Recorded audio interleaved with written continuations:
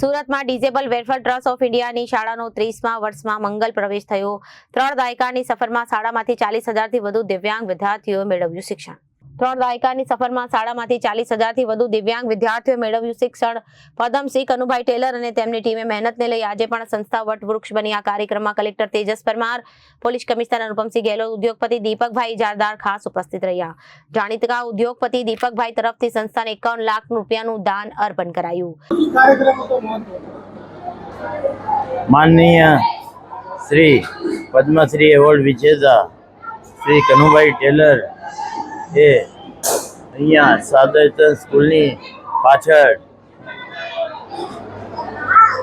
તાપીના કિનારાની નજીક પ્રભુ heart institute, જે હાર્ટની હોસ્પિટલ, જ્યાં એન્જિયોપ્લાસ્ટી અને બધી સર્જરીઓ થાય અને તે સેવાભાવી સંસ્થા, અને એ પોતે દિવ્યાંગ છે અને ડિસેબલ છે, અને તેમણે આજે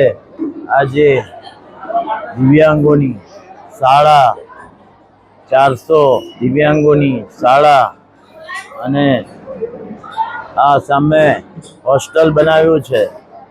તો તે સંસ્થા જે ચાલી રહી છે અને એમાં આપણા લોક લાડીલા વડાપ્રધાન શ્રી નરેન્દ્ર મોદીજી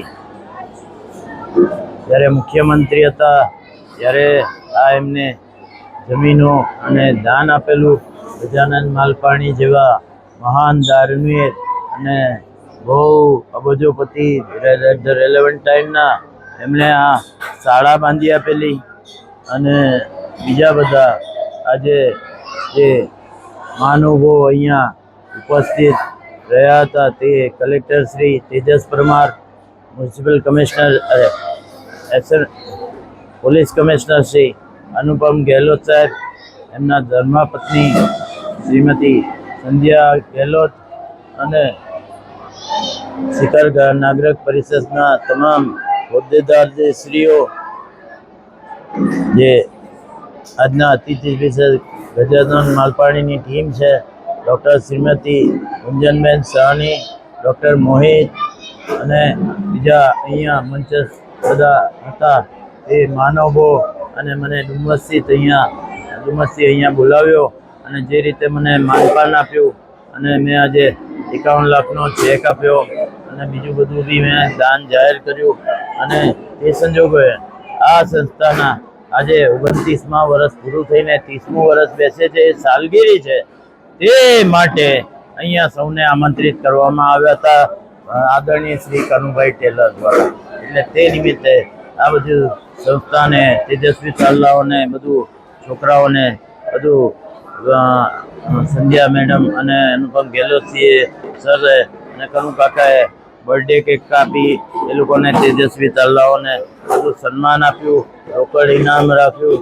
અને અંતે આ બધા આ સોનાલીબેન છે એ બધું એડમિનિસ્ટ્રેશન કરે છે, અહીંયા આપેલા છે તે, અને એ બધાના મોદી સાહેબ કહે ને કે સહયોગ કરો, તો મેં બી કહ્યું કે સહયોગ મારો ચાલતો રહેશે।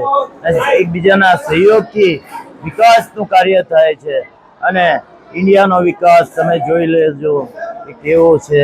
અને એ વિશ્વમાં મોદીજી, આપણા આદરણીય વડાપ્રધાન શ્રી નરેન્દ્ર મોદીજી વિશ્વમાં હિન્દુસ્તાનનો ડંકો બજાવી રહ્યા છે અને સતત આ અમારે કાર્યશીલ છે। અને ઇન્ડોર સ્ટેડિયમમાં એમણે હાકલ કરી કે પર્યાવરણનું રક્ષણ કરો, કાઠિયાવાડીઓને કે તમે સૌરાષ્ટ્રમાં ખેતી કર્યા કરો, ભલે અહીંયા કમાઓ। અને તેના અનુસંધાને ઇન્ડોર સ્ટેડિયમમાં હું એમનો પરમ ચેલો છું। તે સંજોગોમાં મેં રાત્રે 9 થી 11માં વર્લ્ડ એન્વાયરમેન્ટ ડેમાં આપણે વૃક્ષારોપણ કર્યું, તે બી તમે જાણ્યું।